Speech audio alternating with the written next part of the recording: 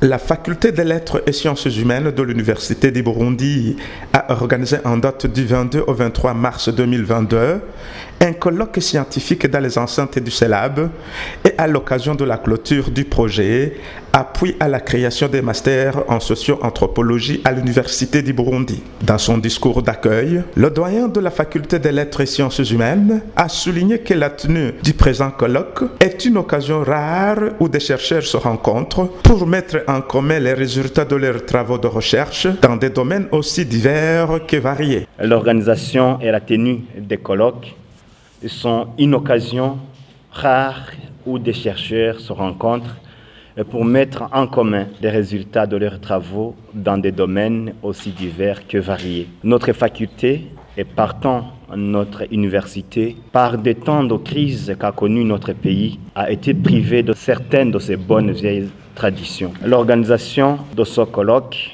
est donc un moment mémorable pour la faculté des lettres et sciences humaines, car je suis personnellement convaincu que c'est à travers ce type de manifestation que nos universités et centres de recherche participent activement à leur rayonnement au-delà des frontières nationales. C'est aussi par des recherches de qualité et par la dissémination des résultats atteints que les chercheurs réaffirment leur volonté et détermination d'être au service de la société, au développement durable de leur pays.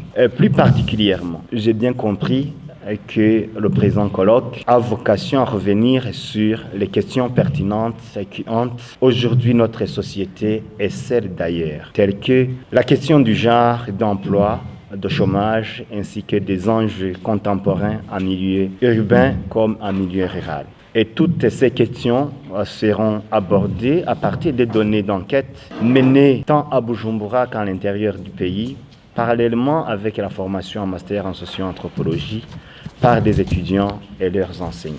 Il a en outre signalé que plusieurs interventions sont prévues au cours des 3 journées du colloque et sont essentiellement structurées autour de 4 axes principaux. Plusieurs interventions sont prévues au cours des 3 journées de ce colloque. Elles sont structurées autour de 4 axes principaux, à savoir les recompositions de la sphère privée, les formes de l'emploi, les enjeux contemporains des territoires urbains et ruraux, l'engagement et la participation et l'action collective. Et pour clore mon propos d'accueil, je vous souhaite donc, chers participants, chères participantes, de fructueux travaux. J'espère que le temps que vous allez passer ici sera l'occasion de confronter vos idées. Elles ne manquent pas, je sais. Vous allez devoir, je l'imagine bien, à travers différentes interventions, éclairer les dynamiques historiques, sociologiques et politiques encore peu investies par la recherche scientifique, du moins consacrée au Burundi dans ce domaine précis de socio-anthropologie. Vous vous engagez, j'en suis sûr, à contribuer à la compréhension des formes de l'ordre social et politique, mais aussi idéologiques et culturelles qui fondent aujourd'hui nombre de nos sociétés africaines et qui influent sans doute sur leur développement futur. Ayant pris la parole, Madame Christine Scott, coordinatrice du PFS, a passé au peigne fin le bilan des réalisations et les perspectives d'avenir du projet de formation Sud, appui à la création des masters en socio-anthropologie, soutenu par l'ARES, coordination au développement de la Belgique francophone, qui vient de se clôturer. En termes de bilan, que peut-on retirer de notre projet de formation Sud, appui à la création d'un master en socio-anthropologie à l'Université du Burundi, soutenu par l'ARES, coopération développement de la Belgique francophone? C'est d'une part la création donc d'un master, puisque quand on a démarré le projet, le master n'était pas encore construit. Un master qui a été construit en collaboration entre des profs belges et des profs burundais. Un master qui a permis à 3 cohortes d'étudiantes et d'étudiants d'être formés et d'être diplômés donc, de la socio-anthropologie, ce qui veut dire que dès à présent, des sociologues, des socio-anthropologues disséminent le savoir, aident au développement du pays. Donc ça, c'est un premier bilan. Deuxième bilan, c'est 2 doctorats qui vont bientôt être terminés. Et donc, ça veut dire quoi? Ça veut dire que ces 2 doctorants, bientôt docteurs, eh bien, ils vont à leur tour donner cours dans le cadre du master en socio-anthropologie et donc ce qui assure la pérennisation du projet et aussi avec l'aide de collègues burundais qui donnent d'ores et déjà cours dans le cadre de ce master et qui ont travaillé avec des alter-ego belges dans la construction des cours qui forment le master. 3e bilan, c'est nous voulions absolument participer à la dissémination des savoirs socio-anthropologiques fait par les Burundais à propos du Burundi. Et donc dans ce cadre-là, on a demandé à Daniela Niteka, qui est maintenant professeure en communication à la faculté des lettres et sciences humaines, de faire un état des lieux de la recherche socio-anthropologique sur le Burundi, construit par des chercheurs burundais. Et donc cet état des lieux a permis la constitution d'une base de données en ligne qui permet de mieux connaître et de mieux diffuser ces savoirs. Une bibliothèque a aussi vu le jour, une page de site web qui reprend les meilleurs travaux, qui reprend les travaux des doctorants, des articles qui ont été diffusés, va bientôt voir le jour. Et le colloque auquel vous avez assisté signe aussi en quelque sorte cette volonté que l'on avait de disséminer les savoirs socio-anthropologiques. Ça, c'est pour les bilans. La perspective, donc comme vous l'avez bien dit, le projet se termine. On est en train de réfléchir avec nos collègues burundais à la construction d'un nouveau projet qui permettrait le renforcement de la recherche. Le premier projet, un projet de formation Sud, a surtout permis la création d'un master et donc le renforcement de l'enseignement à l'Université du Burundi. Le projet qu'on a envie de construire, il aura pour objectif de renforcer la recherche, même si c'est déjà le cas maintenant, avec en particulier 2 doctorats qui produisent déjà de la recherche en socio-anthropologie, mais on a envie de développer un projet de recherche et développement qui va permettre le renforcement de la recherche. C'est en construction, mais donc on a bien envie de le faire. Et on est aussi ici au Burundi pour non seulement faire ce colloque de clôture, mais aussi pour préparer ce projet de recherche. Alors, les perspectives, je crois que vous vous en êtes rendu compte, ce colloque a montré aussi qu'il y avait de véritables liens de confiance qui s'étaient construits entre les professeurs belges qui ont participé au master en socio-anthropologie et les professeurs burundais, les chercheurs enseignants et enseignantes burundaises. Donc on va poursuivre les échanges sur sans doute des moments bien précis. Par exemple, un conseil pour les mémoires, un échange sur des nouveaux projets.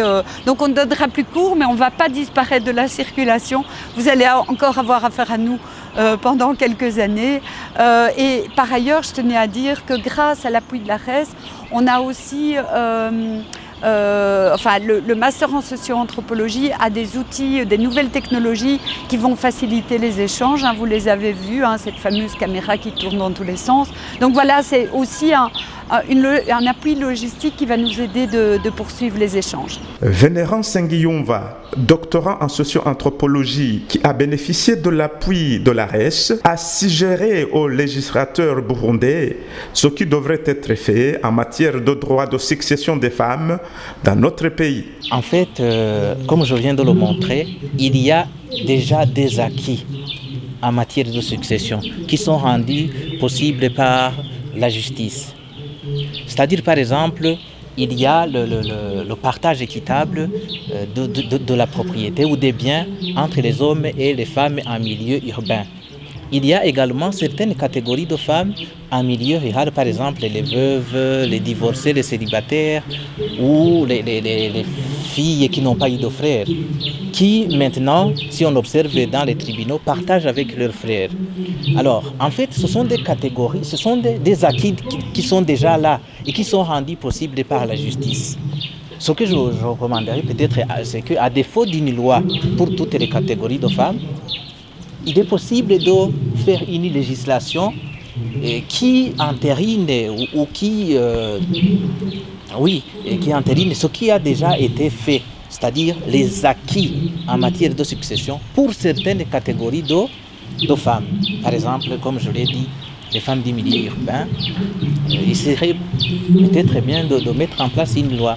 Quant à Melchisedek Nsengiyumva, un autre doctorant en socio-anthropologie bénéficiaire de l'appui de l'ARES, celui-ci a laissé entendre que la volonté des hommes à valoriser leur masculinité constitue un handicap de l'émancipation de la femme burundaise. Je dirais non, parce que selon les lectures que j'ai réalisées, selon également la recherche que j'ai menée, l'obstination des hommes à garder leur masculinité, les attributs liés à la masculinité, constitue plutôt un frein pour l'émancipation des femmes.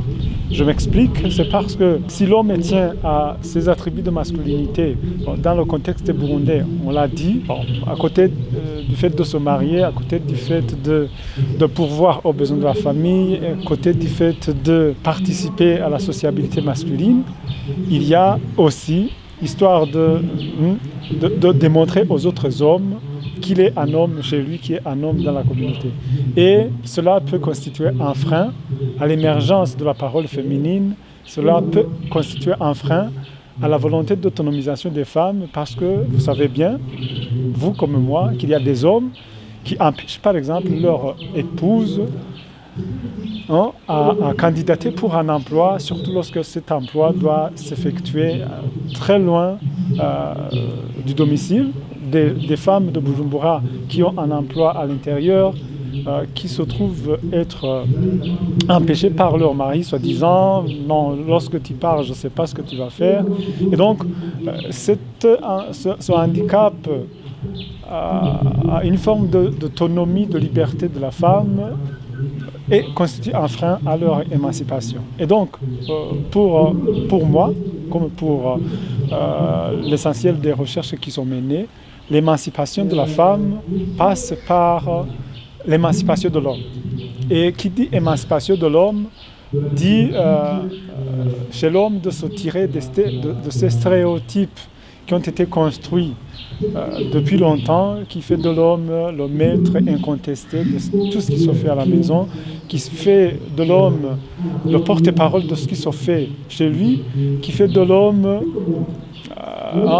quelqu'un qui a une main mise sur tout ce qui se fait à la maison. Et donc, ce genre d'homme, c'est un homme qui limite la liberté de mouvement, la liberté d'entreprendre, la liberté de faire valoir son opinion pour une femme. Et je crois qu'en ce sens, la masculinité, que certains appellent une masculinité toxique, constitue un frein à l'émancipation de la femme. Par contre, il y a une forme de masculinité qui se construit dans des pays où on prône l'égalité, on prône l'équité.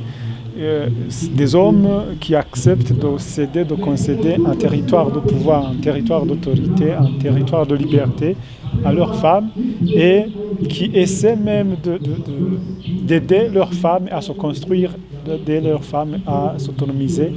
Et je dirais que c'est ce genre de masculinité que dans les milieux militants, on appelle masculinité positive, qui peut aider la femme à s'émanciper. Et on se dit, si l'homme s'émancipe de ses attributs, de ses stéréotypes, c'est à ce moment-là qu'il pourra aider ou permettre à la femme de s'émanciper.